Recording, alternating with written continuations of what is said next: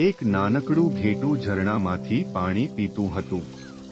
ત્યાં સામેની કોતરમાંથી વરુ આવ્યું અને આવી રીતે બોલ્યું, બચ્ચા, પાણી ડહોળવાની હિંમત કેમ? આ ગુસ્તાખીની સજા તારે ભોગવવી પડશે.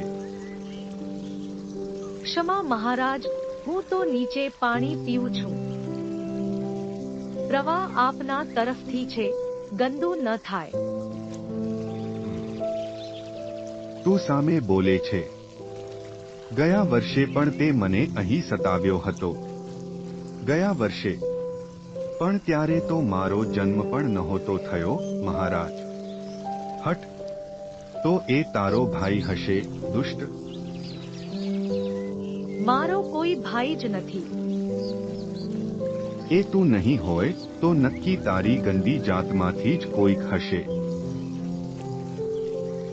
ખબરદાર જો જરાય હલ્યો છે તો. પણ આ તો અન્યાય કહેવાય ને. ન્યાય? અહીં ન્યાયાધીશ મારું પેટ છે. તારા કૂતરા અને ભરવાડોનો બદલો હું આજે તારાથી લઈશ. હવે બધું સલામત છે.